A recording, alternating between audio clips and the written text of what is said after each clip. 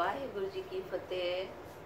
कोटान coat शुकराना धन धन श्री गुरु ग्रंथ साहिब जी का जो ये घड़ियां बख्श रहे ने कि असी अपने गुरुआं दी बाणी दी असी उस्तत कर पा रहे हैं। उस तो उपरंत कोटान कोट नमस्कार है गुरु अर्जन पातशाह जी के चरणों के विच उन्हां दी शहादत नूं कोटान कोट नमस्कार। जिन्ना नमस्कार किया जाए, जिन्ना उन्हां नूं मत्था टेकिया जाए, उन्ना ही घट है। संगत जी तुसी पंचम पातशाह दे जीवन तो तुसी काफ़ी जाणू हो। अज असी सिर्फ और सिर्फ उन्हां दी शहादत दे कारण अज असी करांगे। पंचम पातशाह दे दर्शन जो भी करदा उन्हां दा ही बन के बैठ जाता, उन्हां दा ही मुरीद बन जाता, उन्हां दा ही सिख बन जाता। सारेयां नालों वड्डा कारण उस टाइम च राज सी जहांगीर दा, जो भोले भाले हिंदुआं दे नाल नाल बड़े बड़े जो सूझवान मुसलमान भी सी, वो भी जो गुरु अर्जन पातशाह जी के दर्शन करते ते उन्हां दे ही बन जाते। ते सारे नालों वड्डा कारण की सी, जहांगीर नूं लगा कि ओदा तख्ता ओदा राज ओदी राजनीतिक चोट उन्होंने पहुंचेगी, क्योंकि सारे नालों वड्डा कारण सी राजनीतिक कारण। वो सोचदा सी कि ओदा राज चला जाएगा। जहांगीर वो मानदा सी कि इको राष्ट्र, इको भाषा और इको ही धर्म होना चाहिए। ते जदों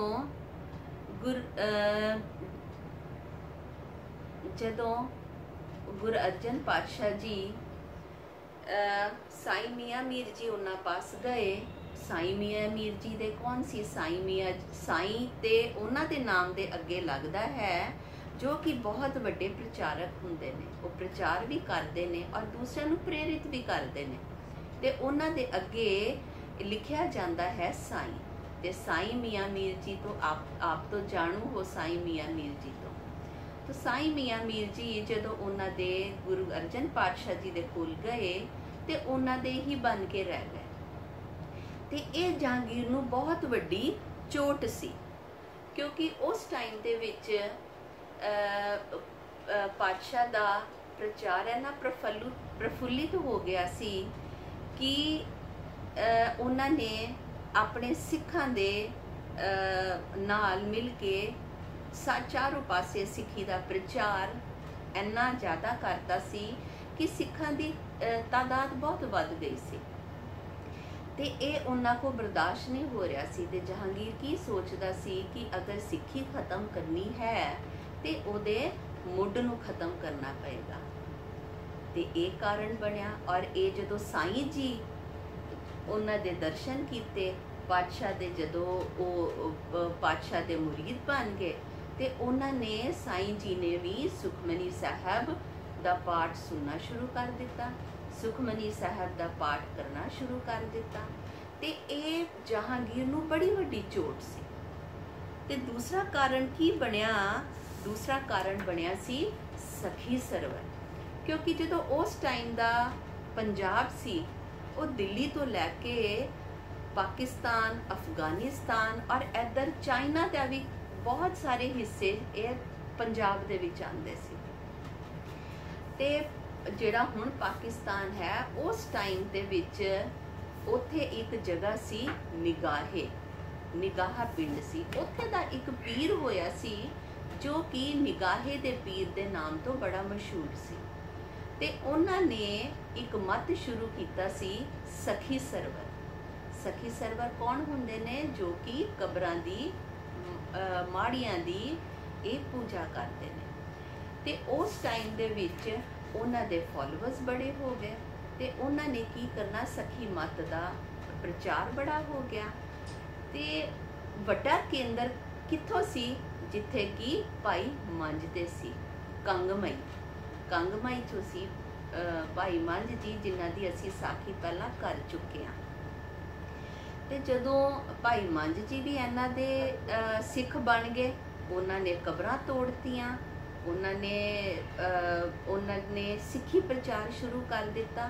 ਤੇ ਦੂਸਰਾ ਕਾਰਨ ਬਣਿਆ ਇਹ ਸਖੀ ਸਰਵਰ, ਜਦੋਂ ਇਹਨਾਂ ਦਾ ਪ੍ਰਚਾਰ ਘੱਟ ਹੋ ਗਿਆ ਔਰ ਭਾਈ ਮੰਝ ਜੀ ਜਦੋਂ ਪੰਚਮ ਪਾਤਸ਼ਾਹ ਦੇ ਸਿੱਖ ਬਣ ਗਏ ਔਰ ਸਿੱਖੀ ਦਾ ਪ੍ਰਚਾਰ ਕਰਨ ਲੱਗ ਗਏ। ਤੇ ਤੀਸਰਾ ਕਾਰਨ ਕੀ ਬਣਿਆ? ਤੀਸਰਾ ਕਾਰਨ ਬਣਿਆ ਇੱਕ ਉੱਥੇ ਹੋਰ ਮਤ ਸੀ ਨਕਸ਼ਬੰਦੀ। ਜਿਸ ਤਰ੍ਹਾਂ ਕਿੰਨੇ ਸਾਰੇ ਉਹ ਹੁੰਦੇ ਨੇ, ਤੇ ਉੱਥੇ ਇੱਕ ਨਕਸ਼ਬੰਦੀ ਮਤ ਵੀ ਸੀ। ਤੇ ਨਕਸ਼ਬੰਦੀ ਬੰਦ ਦਾ ਜੋ ਆਗੂ ਸੀਗਾ ਉਹ ਸੀਗਾ ਸ਼ੇਖ ਫਰੀਦ ਬੁਖਾਰੀ। ਤੇ ਇਹਦੀ ਜਹਾਂਗੀਰ ਦੇ ਦਰਬਾਰ 'ਚ ਕਾਫੀ ਮੰਨੀ ਜਾਂਦੀ ਸੀ। ਤੇ ਜਦੋਂ ਜਹਾਂਗੀਰ ਇਹਨਾਂ ਦੀ ਬੜੀ ਮੰਨਦਾ ਹੁੰਦਾ ਸੀ, ਤੇ ਇੱਕ ਵਾਰੀ ਕੀ ਹੋਇਆ ਕਿ ਇਹਨਾਂ ਨੂੰ ਜਦੋਂ ਇਸਲਾਮ ਦੇ ਨਾਲ ਇਹ ਜੋੜਦੇ ਹੁੰਦੇ ਸੀ ਸ਼ੇਖ ਬੁਖਾਰੀ, ਤੇ ਇਹਨਾਂ ਨੂੰ ਲੱਗਾ ਕਿ ਸਿੱਖੀ ਦਾ ਪ੍ਰਚਾਰ ਇੰਨਾ ਜ਼ਿਆਦਾ ਹੋ ਗਿਆ ਹੈ, ਤੇ ਇਹਨਾਂ ਨੇ ਜਹਾਂਗੀਰ ਦੇ ਜਾ ਕੇ ਕੰਨ ਭਰਨੇ ਸ਼ੁਰੂ ਕਰ ਦਿੱਤੇ। ਕਿਉਂਕਿ ਇਹ ਦੇਖ ਕੇ, ਸਿੱਖੀ ਦਾ ਪ੍ਰਚਾਰ ਦੇਖ ਕੇ, ਸਿੱਖੀ ਨੂੰ ਇੰਨਾ ਪ੍ਰਫੁੱਲਿਤ ਹੁੰਦੇ ਦੇਖ ਕੇ ਇਹ ਜੋ ਸ਼ੇਖ ਜੀ ਸੀ ਇਹ ਡੋਲ ਗਏ, ਇਹ ਡਗਮਗਾ ਗਏ। ਤੇ ਇਹਨਾਂ ਨੇ ਜਾ ਕੇ ਜਹਾਂਗੀਰ ਦੇ ਕੰਨ ਭਰਨੇ ਸ਼ੁਰੂ ਕਰ ਦਿੱਤੇ ਕਿ ਇਸਲਾਮ ਖਤਰੇ 'ਚ ਹੈ। ਅਗਰ ਜਦੋਂ ਤੱਕ ਗੁਰੂ ਅਰਜਨ ਸਾਹਿਬ ਨੂੰ ਖਤਮ ਨਾ ਕਰ ਦਿੱਤਾ ਜਾਏ, ਉਦੋਂ ਤੱਕ ਇਸਲਾਮ, ਸਖੀ ਸਰਵਰ ਔਰ ਇਹ ਨਕਸ਼ਬੰਦੀ ਮਤ ਇਹ ਨਹੀਂ ਰਹਿ ਸਕਦਾ। ਤੇ ਇਸ ਲਈ ਬਹੁਤ ਜ਼ਰੂਰੀ ਹੈ ਕਿ ਗੁਰੂ ਅਰਜਨ ਪਾਤਸ਼ਾਹ ਨੂੰ ਖਤਮ ਕਰ ਦੇਣਾ। ਅਗਰ ਉਹਨਾਂ ਨੂੰ ਖਤਮ ਕਰਾਂਗੇ ਤੇ ਸਿੱਖੀ ਦਾ ਪ੍ਰਚਾਰ ਆਪੇ ਹੀ ਖਤਮ ਹੋ ਜਾਏਗਾ, ਸਿੱਖ ਆਪੇ ਹੀ ਖਤਮ ਹੋ ਜਾਣਗੇ। ਇਸ ਤੋਂ ਬਾਅਦ ਚੰਦੂ ਦੀ ਬੇਟੀ ਦਾ ਰਿਸ਼ਤਾ ਹੋਇਆ ਸੀ ਗੁਰੂ ਹਰਗੋਬਿੰਦ ਸਾਹਿਬ ਪਾਤਸ਼ਾਹ ਜੀ ਦੇ ਨਾਲ। ਤੇ ਚੰਦੂ ਦੇ ਪੰਡਤਾਂ ਨੇ ਚੰਦੂ ਨੂੰ ਕਿਹਾ ਕਿ ਕਿੱਥੇ ਚੁਬਾਰੇ ਦੀ ਇੱਟ ਤੁਸੀਂ ਮੋਰੀ 'ਚ ਲਗਾ ਆਏ ਹੋ? ਕਿੱਥੇ ਉਹ ਗੁਰੂ ਨਾਨਕ ਪਾਤਸ਼ਾਹ ਦਾ ਘਰ? ਕਿੱਥੇ ਉਹ ਫਕੀਰੀ ਘਰ? ਔਰ ਕਿੱਥੇ ਤੁਸੀਂ, ਕਿੱਥੇ ਅਸੀਂ ਜਹਾਂਗੀਰ ਦੇ ਦਰਬਾਰ ਤੇ ਤੁਸੀਂ ਚੁਬਾਰੇ ਦੀ ਇੱਟ ਕਿਹੜੀ ਮੋਰੀ 'ਚ ਲਗਾ ਆਏ ਹੋ? ਤੇ ਇਹ ਸੰਗਤਾਂ ਨੇ ਸੁਣ ਲਿਆ। ਜਦੋਂ ਉਹਨਾਂ ਨੇ ਸੁਣਿਆ ਆਪਣੇ ਕਿ ਇਹ ਪੰਡਿਤ ਕੀ ਕਹਿ ਰਹੇ ਨੇ ਕਿ ਗੁਰੂ ਨਾਨਕ ਦੇ ਘਰ ਨੂੰ ਇਹ ਮੋਰੀ ਕਹਿ ਰਹੇ ਨੇ, ਤੇ ਉਹਨਾਂ ਨੂੰ ਬੜਾ ਰੋਸ ਜਾਗਿਆ। ਤੇ ਉਹ ਗੁਰੂ ਅਰਜਨ ਪਾਤਸ਼ਾਹ ਜੀ ਦੇ ਪਾਸ ਗਏ ਔਰ ਉਹਨਾਂ ਨੇ ਆਪਣਾ ਰੋਸ ਜਤਾਇਆ ਕਿ ਉਹਨਾਂ ਨੇ ਗੁਰੂ ਨਾਨਕ ਦੇ ਘਰ ਨੂੰ ਮੋਰੀ ਕਿਹਾ ਹੈ। ਪਰ ਇਹ ਵੀ ਗੱਲ ਪੰਚਮ ਪਾਤਸ਼ਾਹ ਨੂੰ ਅੱਛੀ ਨਹੀਂ ਲੱਗੀ, ਕਿਉਂਕਿ ਇਹ ਜੋ ਚੰਦੂ ਸੀ, ਜੋ ਉਹਨਾਂ ਦੇ ਪੰਡਿਤ ਸੀ, ਉਹਨਾਂ ਦੇ ਵਿੱਚ ਹਉਮੈ ਸੀ। ਉਹ ਆਪਣੇ ਆਪ ਨੂੰ ਬਹੁਤ ਉੱਚਾ ਸਮਝ ਰਹੇ ਸੀ। ਔਰ ਗੁਰੂ ਨਾਨਕ ਦੇ ਘਰ ਦਾ ਤੇ ਇਹੀ ਫਲਸਫਾ ਹੈ ਕਿ ਸਾਰਿਆਂ ਨੂੰ ਇੱਕੋ ਸਮਾਨ ਸਮਝਣਾ। ਗੁਰੂ ਨਾਨਕ ਪਾਤਸ਼ਾਹ ਜੀ ਦੇ ਨਾਲ ਅਗਰ ਇੱਕ ਪਾਸੇ ਬਾਲਾ ਜੀ ਸੀ ਤੇ ਇੱਕ ਪਾਸੇ ਮਰਦਾਨਾ ਜੀ ਸੀ, ਅਗਰ ਇੱਕ ਪਾਸੇ ਹਿੰਦੂ ਸੀ ਤੇ ਇੱਕ ਪਾਸੇ ਮੁਸਲਮਾਨ ਸੀ।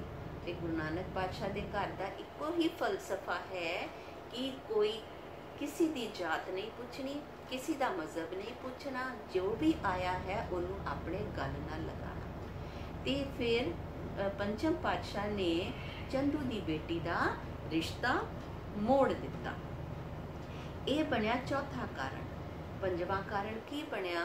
ਪੰਜਵਾਂ ਕਾਰਨ ਬਣਿਆ ਜਦੋਂ ਪੰਚਮ ਪਾਤਸ਼ਾਹ ਨੇ ਗੁਰੂ ਗ੍ਰੰਥ ਸਾਹਿਬ ਜੀ ਦੀ ਸੰਪਾਦਨਾ ਕੀਤੀ ਤੇ ਉਸ ਟਾਈਮ ਦੇ ਮੰਨੇ ਹੋਏ 4-5 ਕਵੀ ਆਪਣੀਆਂ ਰਚਨਾਵਾਂ ਲੈ ਕੇ ਆਏ ਔਰ ਪਾਤਸ਼ਾਹ ਨੂੰ ਕਿਹਾ ਕਿ ਉਹਨਾਂ ਦੀਆਂ ਰਚਨਾਵਾਂ ਗੁਰੂ ਗ੍ਰੰਥ ਸਾਹਿਬ ਦੇ ਵਿੱਚ ਦਰਜ ਕੀਤੀਆਂ ਜਾਣ। ਪਰ ਜਦੋਂ ਪੰਚਮ ਪਾਤਸ਼ਾਹ ਨੇ ਉਹਨਾਂ ਦੀਆਂ ਰਚਨਾਵਾਂ ਪੜ੍ਹੀਆਂ, ਪਰ ਉਹਨਾਂ ਦੀਆਂ ਰਚਨਾਵਾਂ ਕਸਵੱਟੀ ਤੇ ਖਰੀਆਂ ਨਹੀਂ ਉਤਰੀਆਂ। ਕਿਉਂ? ਕਿਉਂਕਿ ਉਹਦੇ ਵਿੱਚ ਮੈਂ ਸੀ, ਉਹਦੇ ਵਿੱਚ ਹਉਮੈ ਸੀ। ਪਰ ਗੁਰੂ ਗ੍ਰੰਥ ਸਾਹਿਬ ਦੇ ਵਿੱਚ ਪਾਤਸ਼ਾਹ ਦੇ ਘਰ ਉਹਦੇ 'ਚ ਤੇ ਮੈਂ ਬਿਲਕੁਲ ਨਹੀਂ ਹੁੰਦੀ। मेरा मेरा बिल्कुल नहीं हुंदा। ਉਹਦੇ ਵਿੱਚ ਕੀ ਹੁੰਦਾ ਹੈ, ਗੁਰੂ ਨਾਨਕ ਪਾਤਸ਼ਾਹ ਦੇ ਘਰ ਕੀ ਹੁੰਦਾ ਹੈ, ਗੁਰਬਾਣੀ 'ਚ ਕੀ ਹੁੰਦਾ ਹੈ, ਮੇਰਾ ਮੇਰਾ ਬਿਲਕੁਲ ਨਹੀਂ ਹੁੰਦਾ। ਮੇਰਾ ਮੇਰਾ ਦੀ ਜਗ੍ਹਾ ਤੇਰਾ ਤੇਰਾ ਹੁੰਦਾ ਹੈ। ਗੁਰਬਾਣੀ ਸਾਨੂੰ ਕੀ ਕਹਿੰਦੀ ਹੈ ਕਿ ਸਭ ਕੁਝ ਤੇਰਾ ਹੀ ਤੇਰਾ ਹੈ, ਤੇਰਾ ਹੀ ਤੇਰਾ ਹੈ। ਤੇ ਪੰਚਮ ਪਾਤਸ਼ਾਹ ਨੇ ਜਦੋਂ ਉਹਨਾਂ ਨੂੰ ਇਹ ਕਵੀਆਂ ਨੂੰ ਉਹਨਾਂ ਦੀਆਂ ਰਚਨਾਵਾਂ ਨੂੰ ਮਨਾਹੀ ਕਰਤੀ कि ये गुरु ग्रंथ साहब च दर्ज नहीं होणगियां, ते वो कवियां नूं बड़ा रोस आया। ते वो फिर गए बादशाह दे कोल। बादशाह नूं कहा कि जो इन्हां ने गुरु ग्रंथ साहब की रचना की है वो इस्लाम दे खिलाफ है। ਇਹਦੇ ਵਿੱਚ ਤੇ ਮੁਹੰਮਦ ਜੀ ਬਾਰੇ ਕੋਈ ਵਡਿਆਈ ਨਹੀਂ ਲਿਖੀ, ਮੁਹੰਮਦ ਦੀ ਕੋਈ ਵਡਿਆਈ ਨਹੀਂ ਲਿਖੀ। ਤੇ ਤੁਸੀਂ ਗੁਰੂ ਅਰਜਨ ਪਾਤਸ਼ਾਹ ਨੂੰ ਬੁਲਾਓ ਔਰ ਉਹਨਾਂ ਨੂੰ ਬੋਲੋ ਕਿ ਇਹਦੇ ਵਿੱਚ ਇਹ ਮੁਹੰਮਦ ਜੀ ਦਾ ਨਾਮ ਵੀ, ਉਹਨਾਂ ਦੀ ਵਡਿਆਈ ਵੀ ਹੋਣੀ ਚਾਹੀਦੀ ਹੈ। ਇਹ ਵੀ ਇੱਕ ਕਾਰਨ ਬਣਿਆ। ਛੇਵਾਂ ਕਾਰਨ ਕੀ ਬਣਿਆ? ਛੇਵਾਂ ਕਾਰਨ ਬਣਿਆ ਸ਼ਹਿਜ਼ਾਦਾ ਖੁਸਰੋ। ਜੋ ਜਹਾਂਗੀਰ ਸੀ ਇਹਦੀ ਬੇਗਮ ਸੀ ਨੂਰਜਹਾਂ, ਔਰ ਜੋ ਜਹਾਂਗੀਰ ਸੀ ਇਹ ਬੜੇ ਨਸ਼ੇ ਵਿੱਚ ਰਹਿੰਦਾ ਸੀ ਤੇ ਨੂਰਜਹਾਂ ਇਹਦੀ 22ਵੀਂ ਪਤਨੀ ਸੀ, ਰਾਣੀ ਸੀ ਇਹਦੀ। ਤੇ ਇਹਦਾ ਜੋ ਸ਼ਹਿਜ਼ਾਦਾ ਸੀ, ਸ਼ਹਿਜ਼ਾਦਾ ਖੁਸਰੋ, ਇਹ ਆਪਣੇ ਪਿਤਾ ਕੋਲ ਆਇਆ, ਆਪਣੇ ਅੱਬਾ ਕੋਲ ਆਇਆ ਔਰ ਉਸਨੇ ਕਿਹਾ ਕਿ ਅੱਬਾ ਜਾਨ ਇਹ ਰਾਜਪਾਟ ਇਹ ਠੀਕ ਤਰ੍ਹਾਂ ਨਹੀਂ ਚੱਲ ਰਿਹਾ ਹੈ। ਤੁਸੀਂ ਤੇ ਨਸ਼ੇ ਵਿੱਚ ਰਹਿੰਦੇ ਹੋ ਔਰ ਜੋ ਰਾਣੀ ਨੂਰਜਹਾਂ ਹੈ ਉਹ ਇਹ ਰਾਜਪਾਟ ਦਾ ਪ੍ਰਬੰਧ ਠੀਕ ਤਰ੍ਹਾਂ ਇਹ ਰਾਜਪਾਟ ਨਹੀਂ ਚਲਾ ਪਾ ਰਹੀ ਹੈ। ਤੇ ਤੁਸੀਂ ਕੀ ਕਰੋ, ਤੁਸੀਂ ਰਾਜਪਾਟ ਮੈਨੂੰ ਸੌਂਪ ਦਿਓ। ਪਰ ਨੂਰਜਹਾਂ ਦੇ ਖੁਸਰੋ ਦੀ ਸਟੈਪ ਮਦਰ ਸੀ, ਉਹਦੀ ਮਤਰੇਈ ਮਾਂ ਸੀ। ਉਹਨੇ ਜਹਾਂਗੀਰ ਦੇ ਕੰਨ ਪਹਿਲਾਂ ਹੀ ਭਰੇ ਹੋਏ ਸੀ ਖੁਸਰੋ ਦੇ ਖਿਲਾਫ। ਜਿੱਦਾਂ ਸਟੈਪ ਮਦਰਸ ਹਮੇਸ਼ਾ ਅਸੀਂ ਦੇਖਦੇ ਆਏ ਹਾਂ ਕਿ ਸਟੈਪ ਮਦਰਸ ਹਮੇਸ਼ਾ ਕਰਦੀਆਂ ਨੇ। ਤੇ ਇਹ ਸੁਣ ਕੇ ਕਿ ਰਾਜਪਾਟ ਖੁਸਰੋ ਚਾਹੁੰਦਾ ਹੈ, ਇਹ ਸੁਣ ਕੇ ਜਹਾਂਗੀਰ ਨੂੰ ਬਹੁਤ ਗੁੱਸਾ ਆਇਆ ਔਰ ਉਹਨੇ ਉਸੇ ਟਾਈਮ ਆਪਣੇ ਸਿਪਾਹੀਆਂ ਨੂੰ ਕਿਹਾ ਕਿ ਖੁਸਰੋ ਨੂੰ ਗ੍ਰਿਫਤਾਰ ਕੀਤਾ ਜਾਏ। ਪਰ ਇਸ ਤੋਂ ਪਹਿਲਾਂ ਕਿ ਗ੍ਰਿਫਤਾਰ ਕਰ ਦੇ, ਖੁਸਰੋ ਨੂੰ ਪਤਾ ਸੀ ਕਿ ਇਸ ਤਰ੍ਹਾਂ ਕੁਝ ਹੋ ਸਕਦਾ ਹੈ, ਇਸ ਲਈ ਉਹਨੇ ਪਹਿਲਾਂ ਹੀ ਪ੍ਰਬੰਧ ਕੀਤਾ ਹੋਇਆ ਸੀ। ਉਹ ਉੱਥੋਂ ਦੀ ਫਰਾਰ ਹੋ ਗਿਆ, ਉੱਥੋਂ ਦੀ ਚਲਾ ਗਿਆ ਔਰ ਗੁਰੂ ਜੀ ਦੀ ਪੰਚਮ ਪਾਤਸ਼ਾਹ ਦੀ ਸ਼ਰਨ ਵਿੱਚ ਗਿਆ। ਤੇ ਜਿਸ ਤਰ੍ਹਾਂ ਕਿ ਗੁਰੂ ਨਾਨਕ ਪਾਤਸ਼ਾਹ ਦੇ ਘਰ ਦਾ ਫਲਸਫਾ ਤੇ ਇਹ ਹੈ ਕਿ ਜੋ ਉਹਨਾਂ ਦੀ ਸ਼ਰਨ 'ਚ ਜਾਂਦਾ ਹੈ ਸਤਿਗੁਰੂ ਉਹਨੂੰ ਆਪਣੇ ਕੰਠ ਲਗਾਉਂਦੇ ਨੇ। ਤੇ ਪਰ ਇਹਦਾ ਫਾਇਦਾ ਚੁੱਕਿਆ ਸ਼ੇਖ ਬੁਖਾਰੀ ਨੇ। ਉਹਨੇ ਇੱਕ ਝੂਠੀ ਚਿੱਠੀ ਜਹਾਂਗੀਰ ਨੂੰ ਲਿਖੀ।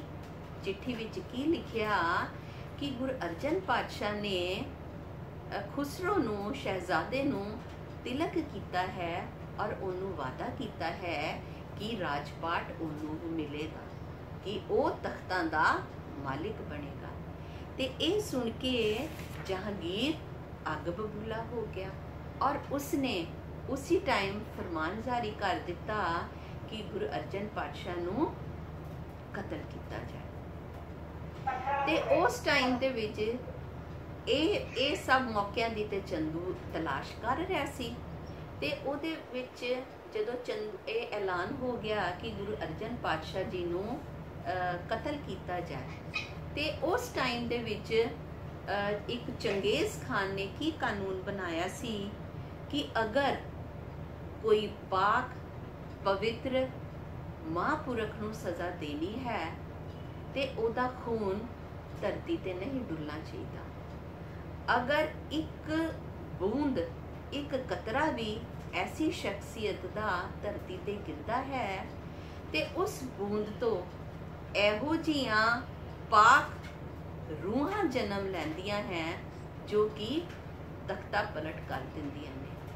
ते इन्हां दा भी इस गल का भी डर सी ते इसीलिए ही गुरु अर्जन पातशाह नूं इस तरह की सज़ा सुनाई, इस तरह की शहीदी दिती कि उन्हां दे वास्ते पहला ਦੇਗ ਉਬਾਲੀ ਗਈ। ਜਦੋਂ ਪਾਣੀ ਦੇਗ ਉਬਾਲੀ ਗਈ ਤੇ ਚੰਦੂ ਨੇ ਸਿਪਾਹੀਆਂ ਨੂੰ ਕਿਹਾ ਕਿ ਪਾਤਸ਼ਾਹ ਗੁਰੂ ਅਰਜਨ ਦੇਵ ਜੀ ਨੂੰ ਦੇਗ ਵਿੱਚ ਬਿਠਾਓ। ਤੇ ਪਾਤਸ਼ਾਹ ਨੇ ਕੀ ਕਿਹਾ ਚੰਦੂ ਨੂੰ ਕਿ ਚੰਦੂ, ਇਸ ਦੀ ਤੈਨੂੰ ਲੋੜ ਨਹੀਂ, ਤੂੰ ਤੇ ਪਾਪੀ ਹੀ ਹੈ, ਪਰ ਫਿਰ ਤੂੰ ਇਹ ਸਿਪਾਹੀਆਂ ਨੂੰ, ਇਹਨਾਂ ਨੂੰ ਭਾਗੀਦਾਰ ਕਿਉਂ ਬਣਾ ਰਿਹਾ ਹੈ ਤੂੰ ਪਾਪ ਦਾ। ਔਰ ਪਾਤਸ਼ਾਹ ਆਪ ਹੀ ਜਾ ਕੇ ਦੇਗ ਵਿੱਚ ਬੈਠ ਗਏ। ਜਦੋਂ ਸਾਈਂ ਮੀਆਂ ਮੀਰ ਜੀ ਆਏ ਔਰ ਉਹਨਾਂ ਦੇ ਸਾਹਮਣੇ ਆਏ, ਉਹਨਾਂ ਨੇ ਦੇਖਿਆ ਕਿ ਪਾਤਸ਼ਾਹ ਦਾ ਸਰੀਰ ਦੇਖਿਆ, ਔਰ ਜਦੋਂ ਦੇਖਿਆ ਕਿ ਪਾਤਸ਼ਾਹ ਦਾ ਸਰੀਰ ਛਾਲਿਆਂ ਨਾਲ ਭਰਿਆ ਹੋਇਆ ਹੈ ਤੇ ਉਹ ਢਾਹਾਂ ਮਾਰ ਮਾਰ ਕੇ ਸਾਈਂ ਜੀ ਰੋਣ ਲੱਗ ਗਏ। ਤੇ ਪਾਤਸ਼ਾਹ ਨੇ ਕੀ ਕਿਹਾ ਕਿ ਸਾਈਂ ਜੀ, ਤੁਸੀਂ ਵਿਰਾਗ ਕਿਉਂ ਕਰਦੇ ਹੋ? ਇਹ ਤਨ ਤੇ ਵੈਸੇ ਵੀ ਨਹੀਂ ਰਹਿਣਾ, ਇਹ ਤਨ ਤੇ ਵੈਸੇ ਵੀ ਨਸ਼ਟ ਹੋ ਜਾਣਾ ਹੈ। ਸਾਨੂੰ ਵਾਹਿਗੁਰੂ ਦੇ ਨਾਮ ਦੀ ਸਾਨੂੰ ਸ਼ੀਤਲ ਛਾਇਆ ਹੈ ਸਾਡੇ ਪਾਸ, ਤੁਸੀਂ ਇਸ ਤਨ ਦਾ ਫਿਕਰ ਨਾ ਕਰੋ। ਉਹਨਾਂ ਨੇ ਕਿਹਾ ਕਿ ਬਾਣੀ ਦੀ ਠੰਡਕ ਸਾਡੇ ਪਾਸ ਹੈ। ਉਸ ਤੋਂ ਉਪਰੰਤ ਜਦੋਂ ਪਾਤਸ਼ਾਹ ਨੂੰ ਤੱਤੀ ਤਵੀ ਤੇ ਬਿਠਾਇਆ ਤੇ ਪਾਤਸ਼ਾਹ ਅਡੋਲ, ਜਦੋਂ ਸਿਰ ਤੇ ਉਹਨਾਂ ਦੇ ਤੱਤੀ ਰੇਤਾ ਪੈ ਰਹੀ ਸੀ, ਉਹਨਾਂ ਦੇ ਤੱਤੀ ਤਵੀ ਦੇ ਉੱਤੇ ਜਦੋਂ ਉਹਨਾਂ ਨੂੰ ਸੇਕ ਲੱਗ ਰਿਹਾ ਸੀ, ਤੇ ਪਾਤਸ਼ਾਹ, ਜੋ ਅਸੀਂ ਕਹਿੰਦੇ ਹਾਂ ਕਿ ਸ਼ਾਂਤੀ ਦੇ ਪੁੰਜ, ਪਾਤਸ਼ਾਹ ਉੱਥੇ ਸ਼ੀਤਲ ਤਲ ਦੇ ਨਾਲ ਪਾਤਸ਼ਾਹ ਉੱਥੇ ਬੈਠੇ ਹੋਏ ਸੀ ਅਡੋਲ, ਔਰ ਮੂੰਹ ਤੋਂ ਕੀ ਉਚਾਰ ਰਹੇ ਸੀ ਕਿ ਤੇਰਾ ਕੀਆ ਮੀਠਾ ਲਾਗੇ। ਉਹਨਾਂ ਨੇ ਸਾਨੂੰ ਇੱਕੋ ਸਬਕ ਸਿਖਾਇਆ। ਪਾਤਸ਼ਾਹ ਨੇ ਸਬਕ ਤੇ ਸਾਨੂੰ ਬਹੁਤ ਸਿਖਾਏ, ਪਰ ਸਾਨੂੰ ਵਾਹਿਗੁਰੂ ਦੇ ਭਾਣੇ ਵਿੱਚ ਰਹਿਣਾ ਉਹਨਾਂ ਨੇ ਸਾਨੂੰ ਦੱਸਿਆ।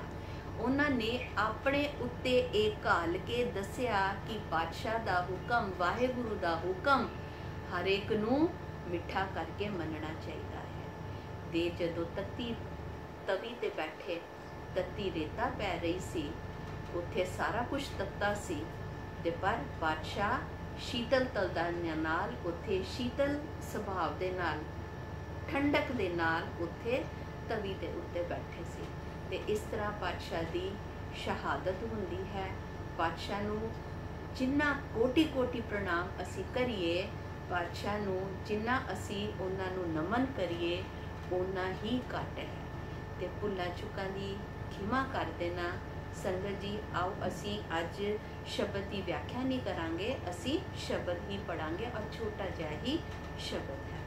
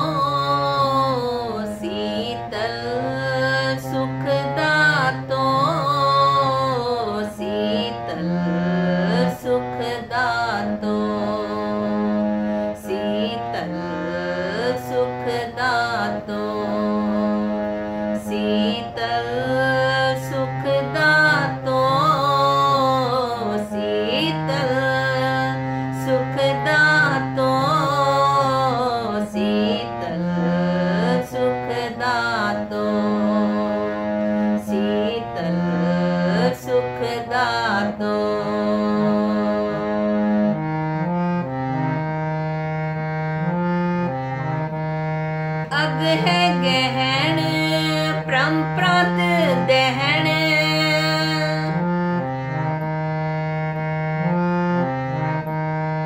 ਅਗ ਹੈ ਗਹਿਣ ਪ੍ਰੰਪ੍ਰਤ ਦਹਿਣ, ਸੀਤਲ ਸੁਖ ਦਾਤੋ, ਸੀਤਲ ਸੁਖ ਦਾਤੋ, ਸੀਤਲ दातो, शीतल सुख दातो।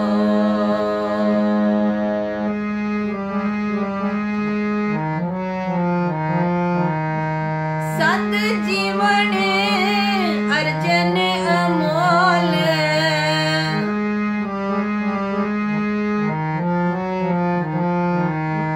सत जीवन अर्जन अमोल, आजूनी संपा,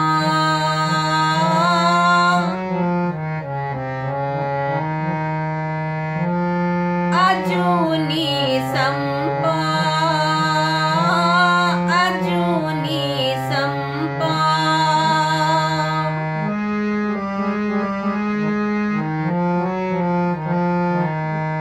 पै पंजन पर दुख निवारे,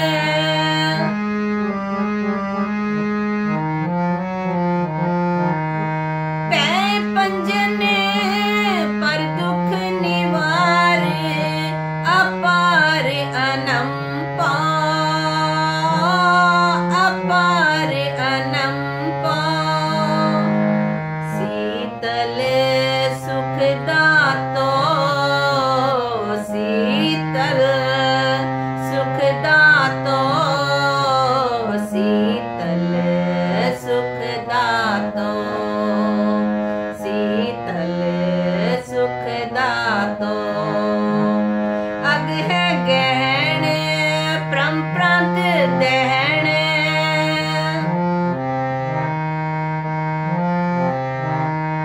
अग है गहन परम प्रांत दहन, शीतल सुख दातो, शीतल सुख दातो, शीतल सुख दातो, शीतल सुख दातो।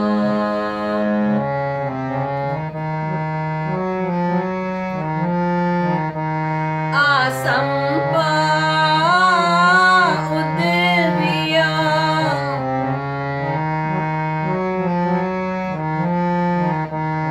आसंपा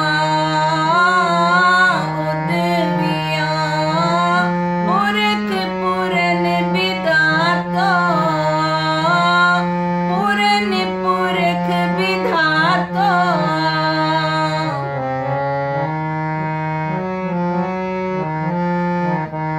नानक आद अंगद अमर,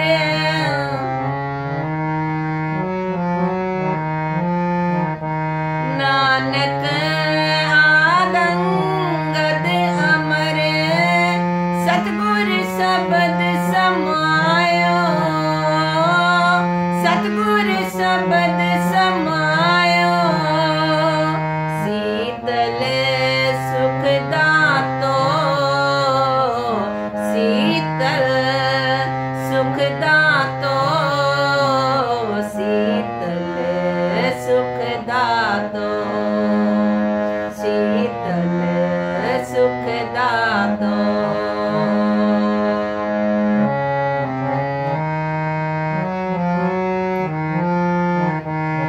तन तन गुरु रामदास गुर,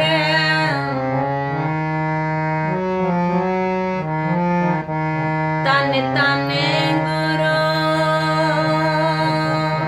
तन तन गुरु, तन तन गुरु, तन तन गुरु रामदास गुर, जिन परस परस मिलायो, जिन परस परस मिलायो।